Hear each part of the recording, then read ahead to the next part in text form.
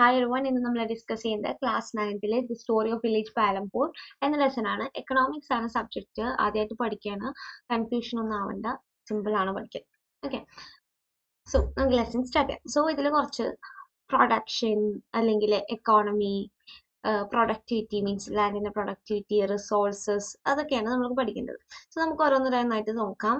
So അതിനു മുമ്പ് നമുക്ക് കുറച്ച് ഇമ്പോർട്ടൻറ്റ് ടേംസ് പഠിക്കണം. എക്കണോമിക്സ് മനസ്സിലാക്കണമെങ്കിൽ കുറച്ച് ടേംസ് മനസ്സിലാക്കണം.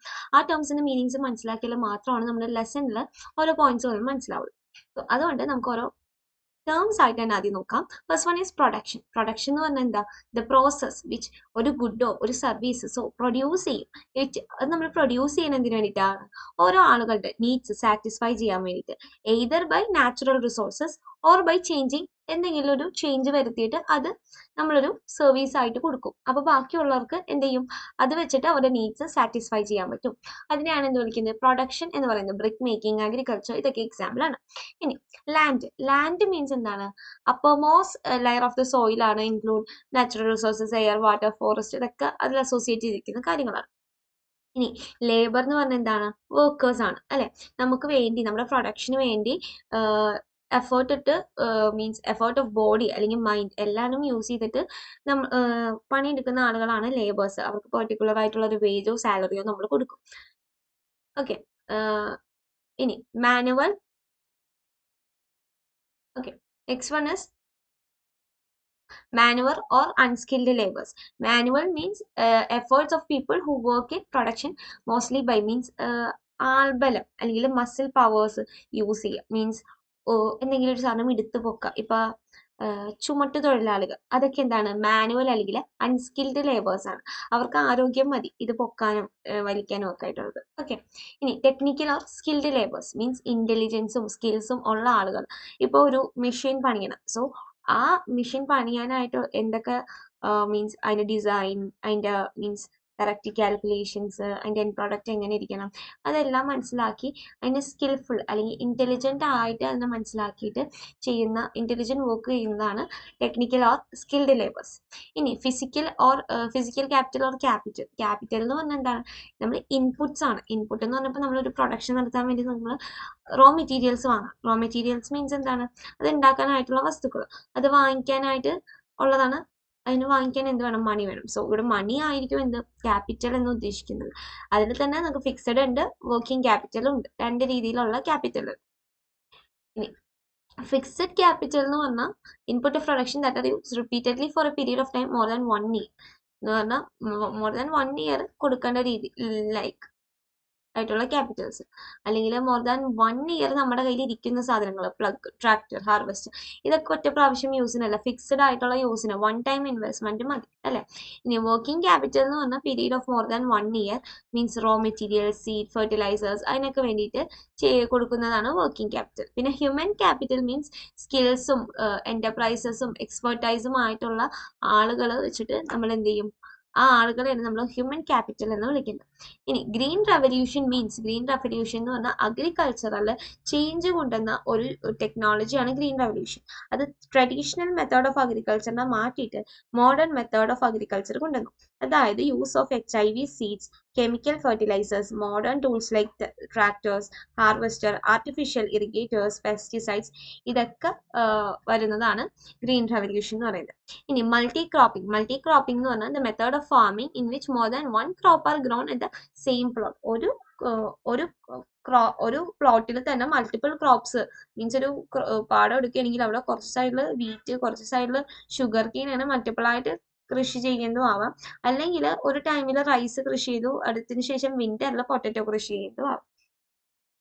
ഇനി HIV സീഡ്സ് എന്ന് പറഞ്ഞാൽ ആർട്ടിഫിഷ്യലി ഡെവലപ്പ് ചെയ്ത സീഡ്സ് ആണ്. ഇവരുടെ ഈൽഡ് മീൻസ് ഇവരിൽ നിന്ന് കിട്ടുന്ന പ്രൊഡക്ട്സ് ഭയങ്കര നല്ല ഹൈ ഈൽഡ് കിട്ടുന്നതായിരിക്കും. ഇനി മൾട്ടി ക്രോപ്പിംഗ് ഓൾറെഡി പറഞ്ഞു. ഇനി ക്രോപ്പ് റൊട്ടേഷൻ എന്ന് പറഞ്ഞാൽ systematic rotation of agricultural land എന്ന് പറഞ്ഞാൽ ഒന്നല്ലെങ്കിൽ ലാൻഡ് പർട്ടിക്കുലർ ആയിട്ട് ചേഞ്ച് ചെയ്ത് കൊടുക്കുക, മീൻസ് അവിടുത്തെ ഫെർട്ടിലിറ്റി ഒക്കെ ലൂസ് ആവുന്നതുകൊണ്ട് ലാൻഡ് റെഗുലർ ആയിട്ട് ചേഞ്ച് ചെയ്യുക, അല്ലെങ്കിൽ ക്രോപ്പ് റെഗുലർ ആയിട്ട് മാറ്റുക. ഒരു ടൈമിൽ റൈസ് അത് കഴിഞ്ഞിട്ട് പൊട്ടാറ്റോ, അങ്ങനെ ഡിഫറെൻ്റ് ആയിട്ട് ചെയ്യാം. ഇനി മിക്സഡ് ക്രോപ്പിംഗ് ഓൾറെഡി പറഞ്ഞതാണ്. farming where 2 or more crops are grown on the same plot at the same time. ഇനി ഫാക്ടേഴ്സ് ഓഫ് പ്രൊഡക്ഷൻ. അപ്പോൾ എന്തൊക്കെ ഫാക്ടേഴ്സ് ആണ് പ്രൊഡക്ഷനിൽ വേണ്ടത്? ലാൻഡ് വേണം, ലേബർ വേണം, നിങ്ങൾക്ക് ക്യാപിറ്റൽ വേണം. ഈ ലേബർ എന്ന് പറഞ്ഞാൽ സ്കിൽഡ് ആവാം, അൺസ്കിൽഡ് ആവാം, അത് നമ്മൾ പറഞ്ഞു. ക്യാപിറ്റൽ ഫിസിക്കൽ ആവാം, ഹ്യൂമൻ ക്യാപിറ്റൽ ആവാം. ഫിസിക്കൽ ക്യാപിറ്റലിൽ ഫിക്സഡ് ഉണ്ട്, വർക്കിംഗ് ക്യാപിറ്റൽ ഉണ്ട്. ഇതെല്ലാ ടേംസും നമ്മൾ ഡിസ്കസ് ചെയ്യുന്നതാണ്. ഇനി land is A scarce resource എന്ന് പറഞ്ഞാൽ ലാൻഡ് എല്ലായിടത്തും അവൈലബിൾ ആണ്, പക്ഷെ അത് എന്താ ചെയ്യാൻ പറ്റില്ല, എക്സ്പാൻഡ് ചെയ്യാൻ പറ്റത്തില്ല. There is no scope of expansion of land അല്ലെ. വേസ്റ്റ് ലാൻഡ് ഇത്ര ലാൻഡ് എന്ന് പറഞ്ഞ ഒരു കണക്കുണ്ടാവും. ഇനി land under cultivation is always seen to be converted in to industrial അല്ലെങ്കിൽ റെസിഡൻഷ്യൽ ലാൻഡ് ആയിട്ട് മാറ്റും. ഇനി need to grow more from same land. അപ്പൊ ഡിമാൻഡ് ഓഫ് ഫുഡ് ഗ്രെയിൻസ് ഓരോ ദിവസം കൂടാനാണ്, കാരണം പോപ്പുലേഷൻ ഇൻക്രീസ് ചെയ്യും. അപ്പോൾ പോപ്പുലേഷൻ ഇൻക്രീസ് ചെയ്യുന്നതുകൊണ്ട് ഫുഡിന്റെ പ്രൊഡക്ഷൻ അല്ലെങ്കിൽ ഡിമാൻഡ് കൂടും, സോ പ്രൊഡക്ഷൻസ് കൂടണം.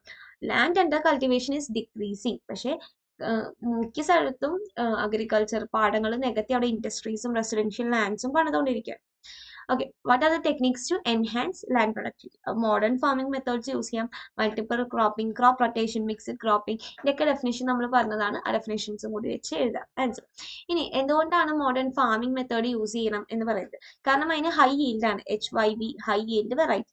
പിന്നെ എപ്പോഴും നമ്മൾ നനക്കേണ്ട ഇന്റൻസീവ് ഇറിഗേഷൻ ആണ്. പിന്നെ ഹൈ ഡോസ് ഓഫ് കെമിക്കൽ ഫെർട്ടിലൈസേഴ്സും മാനുവേഴ്സും ഉണ്ടാവും. യൂസ് ഓഫ് പെസ്റ്റിസൈഡ്സും വീഡിക്കൽസ് ഒക്കെ നമ്മൾ യൂസ് ചെയ്യും, വീഡ്സിന്നും പെസ്റ്റിസൈഡിൽ നിന്നും പ്രൊട്ടക്ട് ചെയ്യും. പിന്നെ മോഡേൺ ടൂൾസ് ആയിരിക്കും ഇതിൽ കൂടുതലായിട്ട് യൂസ് ചെയ്യാം. ഇനി benefits of modern farming methods. Benefit എന്താണ്? മോഡേൺ ഫാമിംഗ് സെയിം പ്ലോട്ടിൽ തന്നെ ഹയർ പ്രൊഡക്ഷൻ കൊണ്ടുവരാൻ പറ്റും, ഹയർ ഇൻകം ആയിരിക്കും, പിന്നെ ക്രോപ്പ് ഫെയിലിയറിന്റെ ചാൻസ് കുറവായിരിക്കും, പിന്നെ മോഡേൺ ടൂൾസ് യൂസ് ചെയ്യാം. ഇതൊക്കെയാണ്. അപ്പൊ ലേബർ കുറക്കാം, ഈസി വർക്കിംഗ് ആയിരിക്കും നമുക്ക്. ഇനി മോഡേൺ ഫാമിങ്ങും മൾട്ടിപ്പിൾ ക്രോപ്പിംഗും തമ്മിലുള്ള ഡിഫറൻസ്. മോഡേൺ ഫാമിംഗ് നമ്മൾ HYV high yield seeds use ചെയ്യുമ്പോൾ ഇവിടെ ട്രഡീഷണൽ ആയിരിക്കും യൂസ് ചെയ്യുന്നത്. ഇവിടെ ഹ്യൂജ് ക്യാപിറ്റൽ വേണം, ഇവിടെ ലെസ് ക്യാപിറ്റൽ മതി. ഇവിടെ നോട്ട് എക്കോ ഫ്രണ്ട്ലി, പക്ഷെ ഇത് എക്കോ ഫ്രണ്ട്ലി ആണ്. Next, criticism of farming method. So criticism എന്താന്ന് പറഞ്ഞാൽ ഹൈ ക്യാപിറ്റൽ ആണ് നമ്മൾ ഈ HYV സീഡ്സ് ഒക്കെ വാങ്ങിക്കാൻ. പിന്നെ കെമിക്കൽസും ഫെർട്ടിലൈസേഴ്സും ഒന്നും നമുക്ക് നല്ലതല്ല. പിന്നെ more water and excessive use of ground water, water down table disturb ചെയ്യും. It create air and water pollution. Okay. ഇനി arrangement of labour for farmers. Large and medium farmers ഉണ്ട് എന്ന് പറഞ്ഞാൽ അവരെന്ത് ചെയ്യും, hire the farmers to feed. അപ്പൊ ചെറിയ ചെറിയ ഫാമേഴ്സ് വന്നിട്ട് അവരുടെ പ്ലോട്ടിൽ വർക്ക് ചെയ്യും. സ്മോൾ ഫാമേഴ്സ് അവരുടെ സ്വന്തം ഇതിൽ തന്നെ സെൽഫായിട്ടും അവരുടെ ഫാമിലി മെമ്പേഴ്സ് ആയിട്ടും വർക്ക് ചെയ്യും. ഇനി conditions of farm labours in India. ചിലവരെന്തായിരിക്കും, ലാൻഡ്ലെസ് ആയിരിക്കും, ഓർ ചെറിയൊരു പ്ലോട്ട് ഉണ്ടാവും, do not have any right over the crop. അവർ ആ പാടത്ത് ചെയ്യുന്ന ക്രോപ്പിന് അവർക്ക് എന്തുണ്ടാവത്തില്ല, റൈറ്റ് ഉണ്ടാവത്തില്ല. വേജസ് പല സ്ഥലത്തും പലതായിരിക്കും, അവർക്ക് പിന്നെ റെഗുലർ ആയിട്ടുള്ളൊരു വർക്ക് ഉണ്ടാവത്തില്ല.